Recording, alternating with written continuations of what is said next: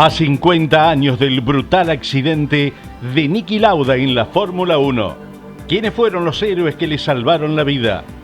Brett Langer, Arturo Merzario, Guy Edwards y Harald Herth se lanzaron contra las llamas de la Ferrari del austríaco aquel 1 de agosto de 1976 sin calcular el riesgo.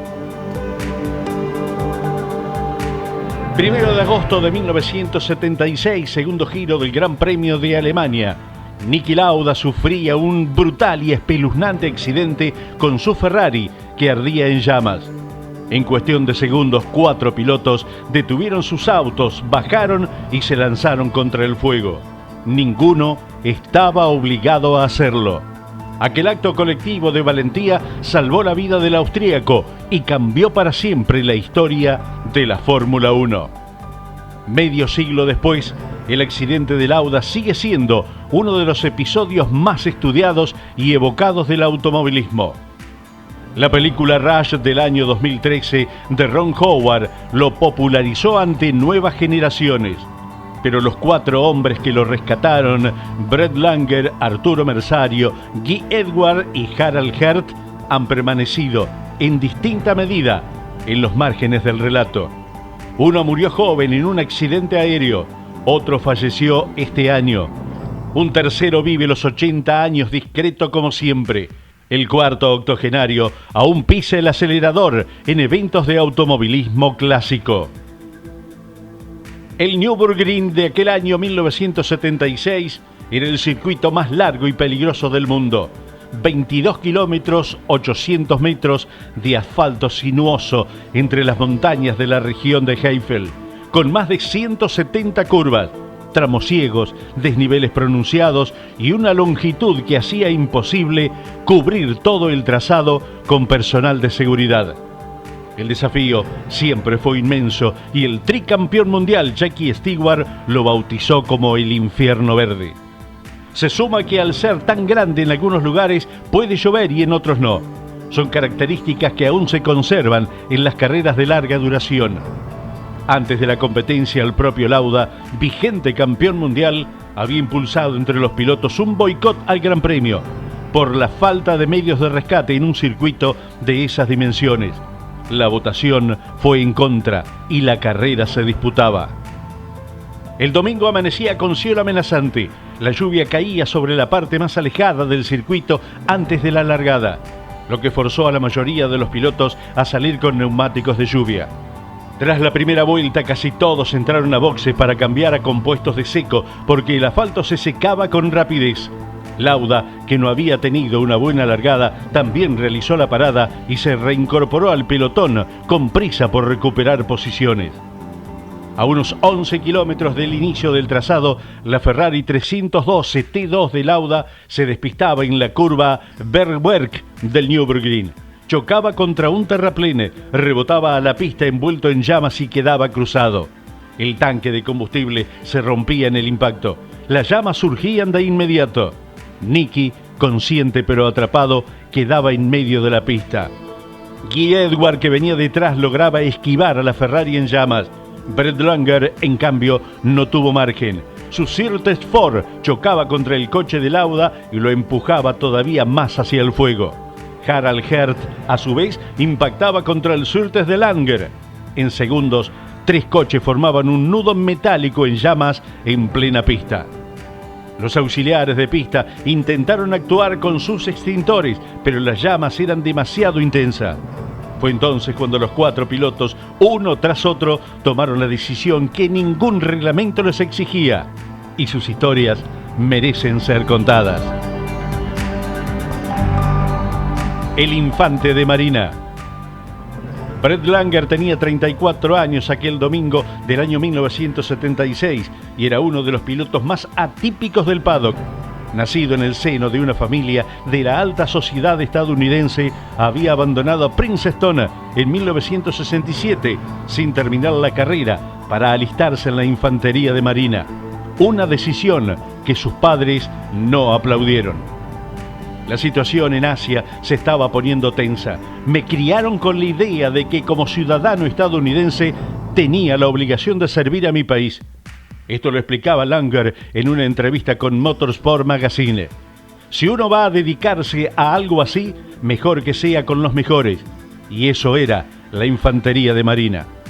Pasé el entrenamiento básico y en un momento dado me inscribieron en un programa de formación de oficiales. La verdad es que estaban perdiendo oficiales muy rápido, así que de repente me encontré siendo subteniente y rumbo a Vietnam.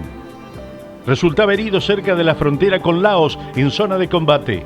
De regreso a Estados Unidos fue sometido a la llamada Escuela de Supervivencia, Evasión, Resistencia y Escape, un programa de entrenamiento que incluía simulacro de campos de prisioneros de guerra, privación del sueño e interrogatorios con técnicas de presión extrema.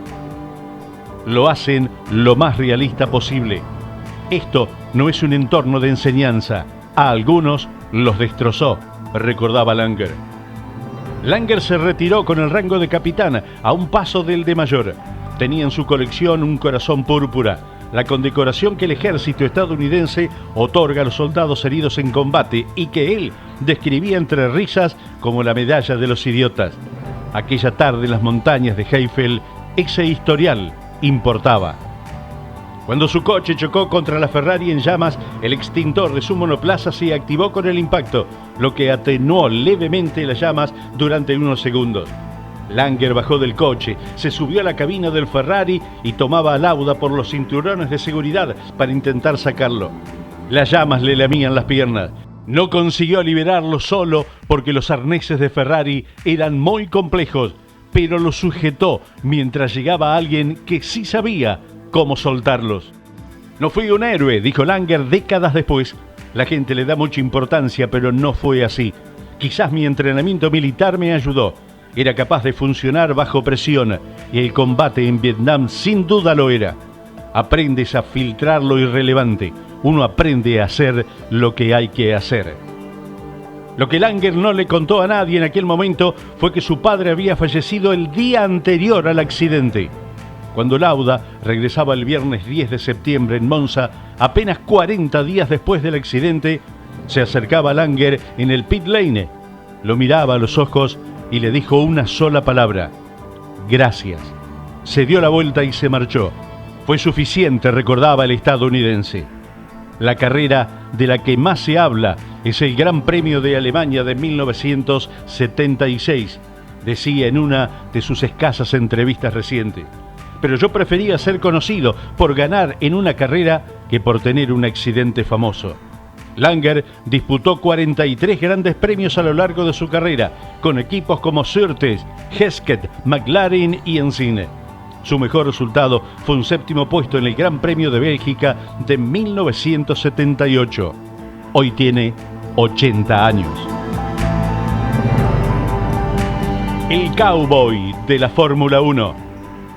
Si Langer fue quien sujetó a Lauda, fue Arturo Merzario quien lo liberó.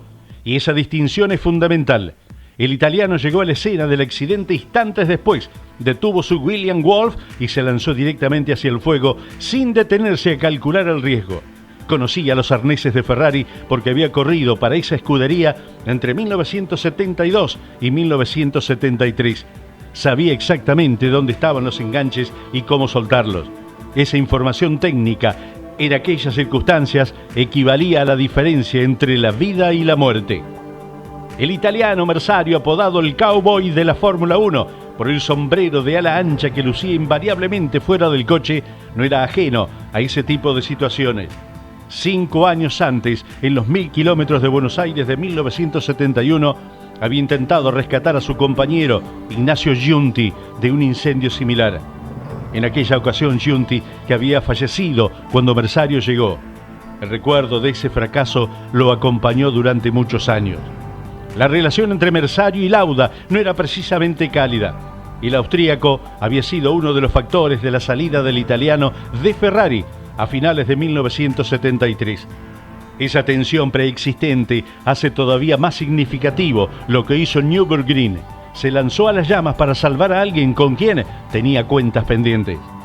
En una entrevista con el periodista argentino Marcelo Zucca, Merzario reflexionaba sobre aquella tarde con una claridad que no admite adornos. Lo que yo siento es que ese fue un momento en mi vida en que hice lo que tenía que hacer. Fue un episodio de vida y como tal debe quedar ya en el pasado. Me tocó a mí estar donde estuve, pero si hubiese sido a la inversa, si yo estaría a punto de morir quemado, no tengo duda de que Nicky hubiera parado su Ferrari y me hubiese socorrido. Éramos una gran familia, compartimos años y nos cuidamos.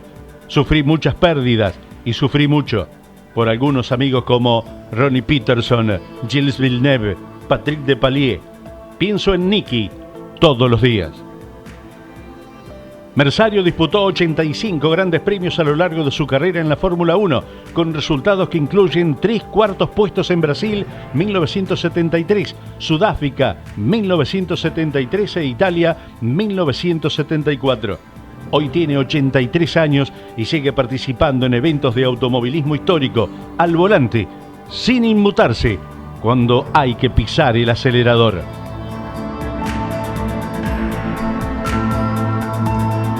El señor Patrocinio. Guy Edwards fue el primero en llegar a la escena del accidente y el único que no chocó con la Ferrari. Eso le dio una fracción de segundo de ventaja sobre los demás para bajarse del coche y comenzar a actuar. El coche estaba en llamas y Lauda estaba atrapado. Me dio las gracias por rescatarlo, pero fue una experiencia muy aterradora para él y no podía hablar de ello, relataba en Belfast Telegraph. Nacido en Cheshire en 1942, Edward era una figura peculiar en el paddock de los años 70. Piloto por vocación y vendedor por necesidad. Había construido su carrera en las carreras de coche a base de persuasión y creatividad financiera. Tras salir de la universidad, consiguió tiempo gratuito en pista en la Branhatchen Racing School a cambio de trabajo administrativo. Luego ahorró lo suficiente para comprarse un Mini Cooper S y fue ascendiendo peldaño a peldaño. Sus colegas lo llamaban el señor Patrocinio, por su habilidad para atraer marcas y financiación a un deporte que en aquella época dependía de ese tipo de relaciones. Se le atribuye haber introducido en la Fórmula 1 una conocida marca de cerveza en el Campeonato Británico de Autos de Turismo, la BTCC. Más tarde aplicó esa experiencia a otros deportes, incluida la vela de la Copa América. Quienes trabajaron con él lo describían como una persona generosa con su tiempo, dispuesta a pasar horas explicando a un joven aspirante los fundamentos de una propuesta de patrocinio. En Nürburgring, Edward participaba directamente en el rescate de Lauda junto a Merzario, Langer y Herth. Por sus acciones aquel día, el 24 de junio de 1977, el gobierno británico le otorgaba la Medalla al Valor de la Reina Isabel II, una de las condecoraciones civiles más altas del Reino Unido. Su carrera en la Fórmula 1 abarcó 17 grandes premios entre 1974 y 1977, con un séptimo puesto en el Gran Premio de Suecia de aquel año 74 como mejor resultado. Modesta en términos estadísticos, pero suficiente para estar en la parrilla aquel domingo de agosto. Guy Edwards falleció el pasado 20 de junio de este año a los 83 años. Los homenajes que recibió en el mundo del automovilismo recordaron, casi sin excepción, aquel instante en las montañas de Heifel. Fue considerado por muchos como uno de los últimos representantes de una generación de pilotos caballeros, en una de las épocas más peligrosas de la Fórmula 1.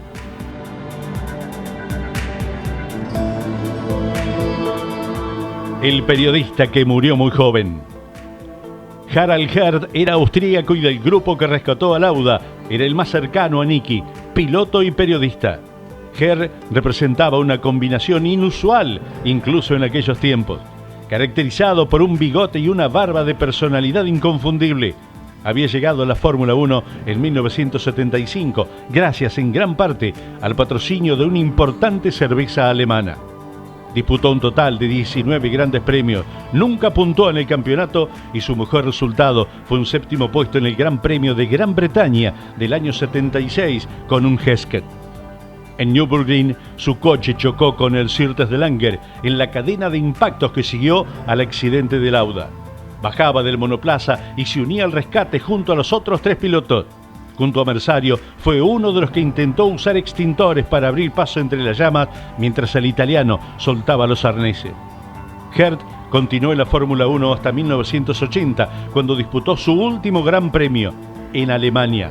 Sin puntos en el campeonato, pero con una reputación intacta. Paralelamente, siguió activo como periodista y como piloto en categorías de turismo, especialidad en la que más destacó fuera de la Fórmula 1. El 17 de abril de 1982, Gert viajaba con su familia a bordo de un Bestcraft Model 36 Bonanza desde Mannheim hacia la isla de Sylt, en el norte de Alemania, donde planeaban pasar las vacaciones de Semana Santa. El avión se estrellaba en el centro de Hayes con un fallo técnico. Harald Gert murió entre los restos del aparato. También fallecían su cuñado, que pilotaba el avión, su cuñada y una sobrina. Su esposa e hijo, de apenas 3 años, sobrevivieron con heridas graves. Gert tenía 33 años. Había sobrevivido a las llamas del Nürburgring, a los riesgos de 6 temporadas en la Fórmula 1 y moría en un vuelo de vacaciones en familia.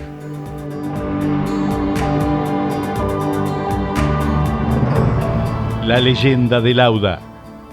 ¿Cuáles fueron las causas del accidente?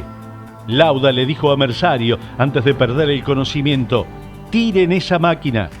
Un agente del cuerpo de bomberos habría recogido un bulón que fijaba una de las ruedas, un centenar de metros antes del golpe contra la defensa de la izquierda.